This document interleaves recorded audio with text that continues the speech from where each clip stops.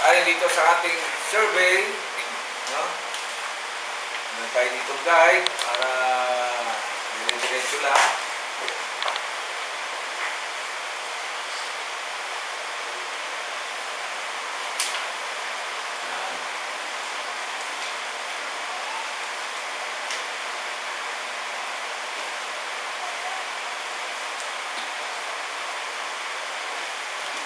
So, ayon dito sa ating guideline, tatapos naman tayo sa Romans, ito po ay naisulat around 56 to 57 AD, no?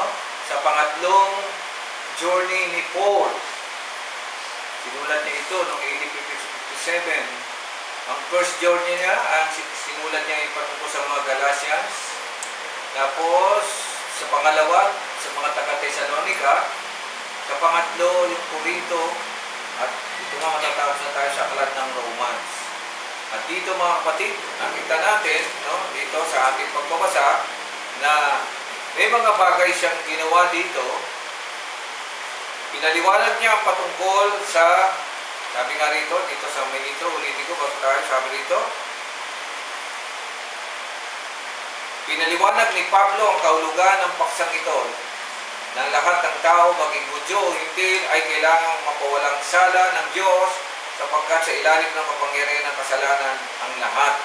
At mapapawalang sala ang Diyos ang mga tao sa pamamagitan ng pananalig nila kay Kristo Jesus. Doon nga kasi sa binabasa natin, makita natin ang covenant ay para lang sa mga lahi ni Abraham. So exclusive pa. Wala pa rito yung mga hindi. So yun yung pinagmulan. Talagang ang Diyos ay nagkakaroon ng pagtitipan o pagsundo sa tao. At sa lahat po ng tao, ano po? Kasi ang Diyos naman may akda ng buhay ng lahat ng tao, pero tinignan niya ito, pinasimulan niya ito sa pamamagitan ng isang tao, si Abraham, at ang naging bansang tinatawag na Israel, no, sa lahi ni Abraham. Dito, pinaliwanag dito, kaya medyo mahirap mga aklat ng Romans, kasi ang mga taga-Rome ay hindi naman po sila mga Hudyo. Meron mga kababayan din sa doon, pero karamihan po rito ay mga Hintil. Sila po ay naniniwala sa mga Diyos-Diyosan, maraming Diyos, at ito nga pinaliwanag ni Paul na mahalaga na meron lamang isang Diyos. Kaya dito po, sa bandang huli, dahil malapit na tayo matapos, makikita po ninyo ang pagpapaliwanag niya sa dalawang bagay. Ano ang dapat nung maintindihan patungkol sa pagliligtas ng Diyos, at yung pangalawang bahagi nito ay ano ang iyong practical na gagawin pagkatapos mong nasa Panginoong Diyos.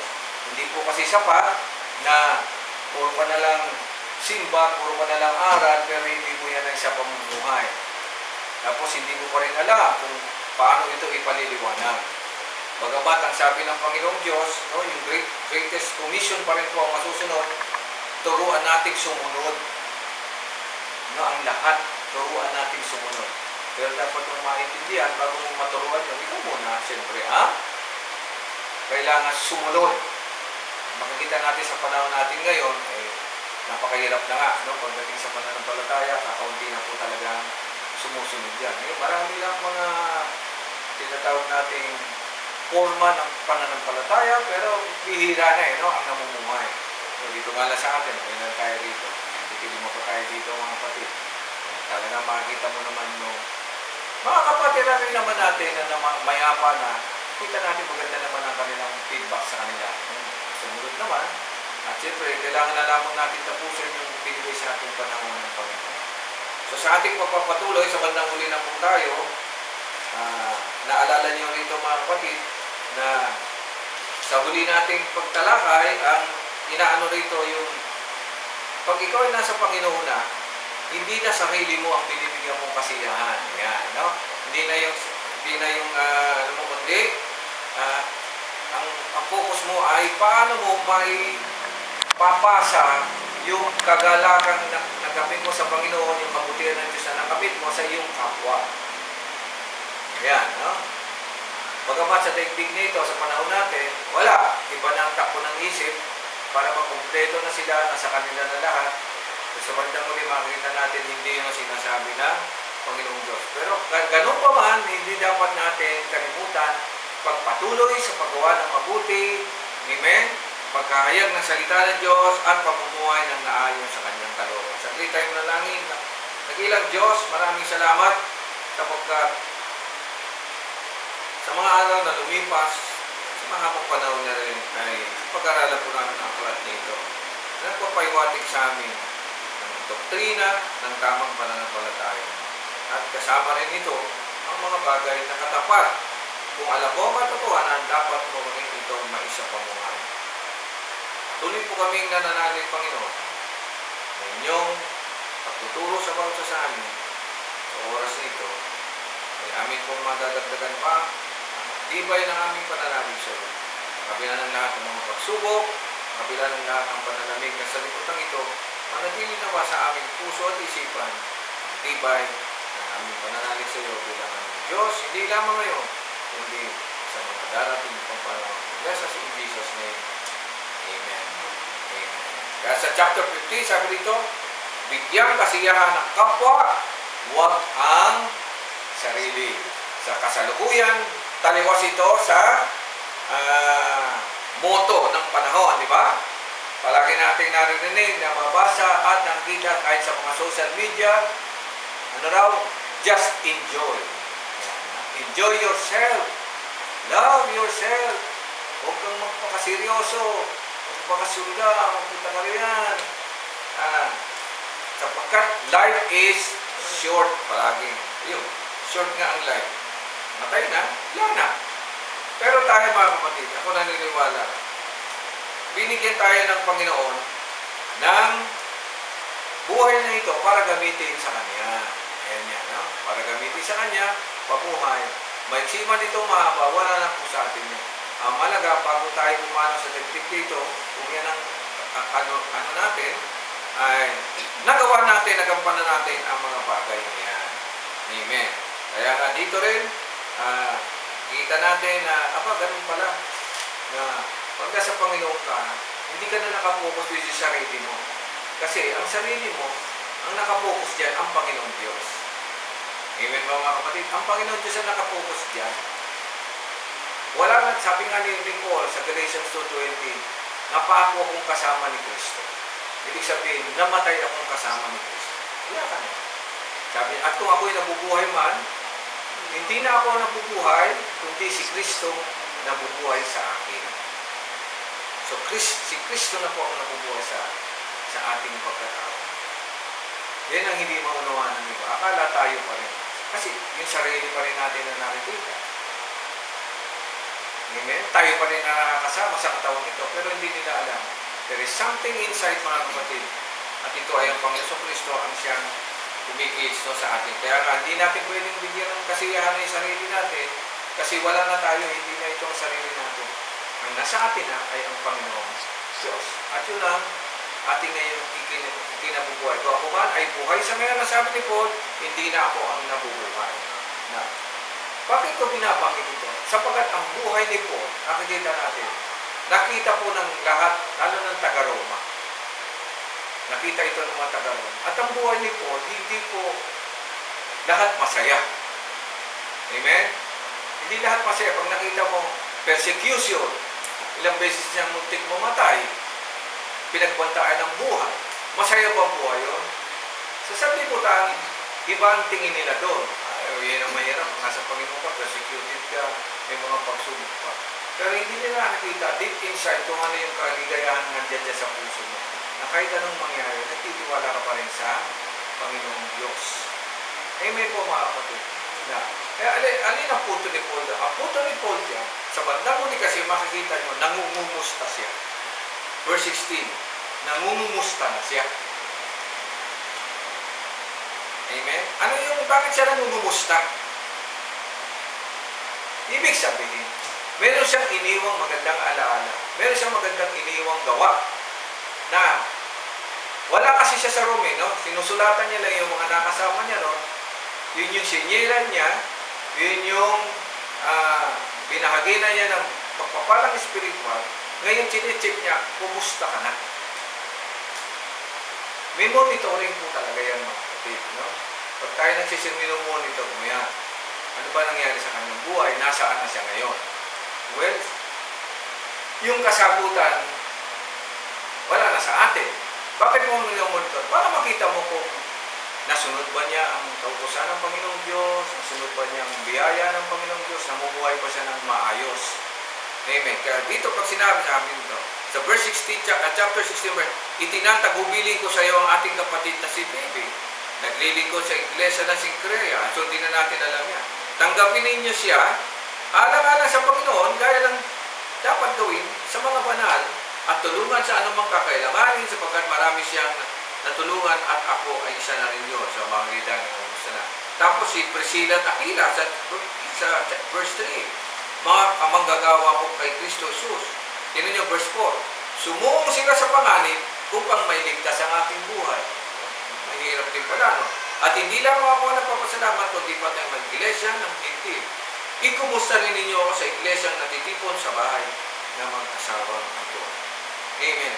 Ang first na church, mga kapatid talaga, household yan eh. No? Kaya yan naisip ko rin. Sa bahay-bahay talaga yan. Ito, pinauso lang naman ito ng around 16th century na gumawa ng building tapos doon nagtitipon. Hindi po. Kasi ang original talaga niyan, sa bahay-bahay. Kasi nung times, nung Roman period, may mga templo na talaga roon. Templo ng mga Diyos-Diyosan nila. May templo si Zeus, may templo si Artemis, yung asawa, may templo yung ganito. Templo yung pupunta talaga roon. Ang mabigat sa templo yun, inihahandog po nila doon buhay. Mga anak nila ang inihahandog doon. Amen? Ang masakla pa sa mga templo yun, sometimes, hindi naman sa tayo naninira, karamihan doon, sexual prostitution ang nangyayari. Kasi banal daw. So banal lahat. Pati sex banal lahat. So, iba eh. So dito makita natin ang setting dito, sambahayan. Naalala niyo sa Acts chapter 2 verse 38, anong sabi? Ang pangako ay para sa iyo, sa inyo, sa inyong mga anak, diba? Sa lahat ng tatawagin ng Panginoon. Sambahayan ito talaga mga. Eh nakalulukot sa panahon natin, eh, hindi nga ganon. Pupunta ka pa sa ganito, pupunta ka pa sa ganyan. At ang pinakamasaklap, nagkaroon po na kanya-kanya. Iba fellowship dito, iba fellowship doon. Diba? Sikat dito, isa hindi naman sikat. Meron sa binangunan, ganito, may sa ano. Bakit nagkaganon? Wala tayong magagawa. Yun ang nakagis na natin. Kaya nga mahalaga na maunawaan natin ang original talaga nito ay sa iyong sambahayan. Kaya kung ang iyong sambahayan ay nasa Panginoon, mapalad ka. Amen. Kasi yun ang original talaga. Kaya makikita niyo ito, pag binasa natin ng tuloy-tuloy, mababasa lang natin dito. Sa sambahayan ni ganito. Tingnan niyo ha, sabi dito. Ipaabot din ninyo ang aking pangungusap sa kaibigan ko si Epeneto at unang sumampalataya kay Kristo at kay Maria na nagpakahirap para sa inyo. Ikumusta rin ninyo sa kababayan ko sina Andronica Dunya na nakasama ko sa bilangguan dahil nakulong sila naman. Sila'y kilala ng mga apostol at nauna naging Kristiyano kaysa sa akin. Ikumusta ninyo ako kay Ampliato. Tandaan niyo si Paul, may nauna po sa kanya. Alam naman niyo yung istorya dahil unang kalaban niya ng mga kapatiran. Pero nung siya ay nagbago, tinanggap naman siya ng mga kapatiran. Kaya, sabi na una kayo sa akin, verse 8, ikumusta niyo ako kay Ampliato na aking minahal sa Panginoon, kay Urbano, kamanggagawa natin kay Kristo, kaibigan ko si Stakis, gayon din kay Apeles na kilalang tapat na Kristiyano. Ikumusta rin ninyo ang sambayan ni Aristobulo, nakababayan ko si Herodion, at sa mga kapatid sa Panginoon, sambayan ni Narciso. Kaya palagi ganun eh. Ikumusta ninyo ako kay Trifena, Pulgar niya, at Triposa, masisipag na manggagawa sa Panginoon. Gayon din kay Persida, na minamahal kong kapatid, at marami na nagawa para sa Panginoon. Kay Rufo na magiging nalibod ng Panginoon. At kanyang ina ko na rin. Ikumusta rin ninyo kina Asyncrito, Trigonte, Hermes, Pantobas, Hermas, kapatid na kasama nila, kina Pilologo, Julia, Nereo, at kanyang mga kapatid na babae. Gayon din kayo rin pa sa lahat ng kapatid. Magbatean kayo ng magkakapatid kay Kristo. At dito kung nga yung iglesia ni Kristo, binabati kayo ng lahat ng iglesia ni Kristo. Amen. Yun yung original. So marami na pala, no? Pero hindi naman lahat. Ang dami na rin. So, kumustahan. Well, sa ibang mga sulat, hindi po lahat maganda resulta. No? Meron din po mga kapatid na talaga na may umaway sa kanya, may nagpakulong sa kanya. Sa kalatang gawa, nakita niyo yun. May nambugbog pa nga sa kanya. Di ba? Tapos may mga kapatiran doon na iniwan siya. May mga kapatiran na ang tawag doon, kumontra sa kanya. Marami rin. Pero dito makikita natin, dahil bago pa, puro kumustahan na ng kumustahan. Tapos yung greet each other with a holy kiss, kasi nung araw, ganyan po ang kanila pag-uugali. Ang naghahalikan na po dito, no, lalaki sa lalaki, babae sa babae, holy kiss po yun, ganun sila. Tawag natin sa natin, beso-beso, mga ganyan. So, meron gumagawa pa rin yan, meron pa naman hindi. So, wala namang kaso po yun. So, ganun na. Sabi rito, verse 17, tinan nyo, pinamamani ko sa inyo mga kapatid, tandaan ninyo na ang mga lumilikha na magkakampi-kampi at nagiging isani ng pagtalikod sa mga aral na iwasan ninyo sila. Yung warning din. Ano daw iwasan natin? Meron kasi taong ganun, no? Mapag-angkin. Pala ng Panginoon Diyos sa kanila. Ang gayong tao ay hindi naglilingkod kay Kristo sa ating Panginoon, kundi sa kanilang makasariling hangarin. Totoo naman yun. No? Hindi na kailangan ipaliwanag sa pamamagitan ng kanilang magaganda, matatamis sa pangungusap, inililigaw nila ang mapaniwalain. Mga kapatid, ako pala ito itong binabanggit. Ang talagang katangian ng lingkod ng Diyos, hindi talaga silang mapaniwalain. Pag binasa niya sa aklat ng Isaiah, sabi, sino ang naniwala sa aming binalita? Wala. Kaya halos lahat ng propeta nung time na yun, hindi talaga pinaniniwalaan. Pero kahit hindi sila pinaniniwalaan, taglay nila yung katotohanan dahil ang Diyos ang nagsabi. Pero sa kanila, wala yung kung maniwala ka o hindi. Naintindihan niyo mga kapatid? Maniwala ka man o hindi mo mababago ang credibility ng salita ng Diyos. Kasi propeta sila eh. Ang sinasabi nila, hindi galing sa sarili nila doon. At ang consequence nito, hindi ka paniwalain. Bakit? Kaya nakikita niyo yung, alam niyo yung story ng mga propeta, yung ibang propeta. Sabi ng Panginoon sa isa, mag-asawa ka ng hostess. Nala na sino ito eh? Si Ageo, di ba? Si Hagay, mag-asawa ka ng hostess. Ba't mag-asawa ng hostess? Hindi, basta mag-asawa ka ng hostess. Sapagkat yan, magpipreach ka sa kanila na ang asawa ko ay katulad din yung mga Israelita. Hostess. Ano yung hostess? Nakikiapid, nangangalon niya sa ibang mga asawa. Napakarami. Ito naman si Ageo, sabi nga nila, ano ba naman yan yun? Pero nag-asawa siya ng hostess. Tapos magpipreach siya. Ang preach niya, yung asawa ko katulad ninyo. Ngayon, pag ano ng preaching mo, ano mangyari natin? Ay bugbog ang abutin mo. Magagalit sa iyo. Pero ang mga propeta ng araw, wala silang pakialam. Ang malaga lang, sila ay sinabi nila yung totoo. Like for example, propeta doon si Jonas. Di ba ayaw ni Jonas? Ayaw niya. Pero, nung siya nagpunta na sa Ninive, di ba nag-preach siya? Ano nangyari? Naniwala sa kanya, at di nagsisi. Sino ngayon ang nagalit? Si Jonas mismo. Si Jonas. Yan ang sinasabi ko. Nirebuke siya ng Panginoong Diyos doon. Alam niyo yung mga propetang si Isaiah, yung mga propetang yung great prophet dito, mga kapatid, si Jeremiah. Yung mga taong yan, mga kapatid, hindi yan basta-basta pinaniniwalaan. Pero wala yun, dahil ang dala naman nila yung katotohanan. Bakit ganyan? Kita niya sa bandang uli ang sabi rito, huwag kayong maniniwala rin sa mga tao ito. Ano raw ang katangian nila? Matamis magsalita. Bulero. Yan ang ibig sabihin. Magaganda at matamis ang pangungusap at ililigaw nila ang mga, sinong ililigaw nila? Mapaniwalain. Yung madaling mapaniwala. Tandaan ninyo mga kapatid, ang katotohanan o truth, dapat po yan, 1, iniimbestigahan muna kung totoo o hindi. Number 2, tingnan mo rin kung sino yung nagsasalita. One good example, sa loob ng korte. May dalawang niya. Sino sa atin ang pwede magsabi na sino dyan ang mali at sino ang tama? Wala. Ang trabaho ng abogado, ipagtanggol siya. Kay mali siya, kay tama. Pag magaling yung abogado, yung akusado napapawalang bisa at yung hindi, siyang napaparusa, bisa nababaliktad eh. Amen. Ngayon, paano nababalanse ito? May judge po sa gitna. Amen? Ang trabaho ng judge, pakinggan ang bawat. Ang problema sa atin, hindi po tayo sa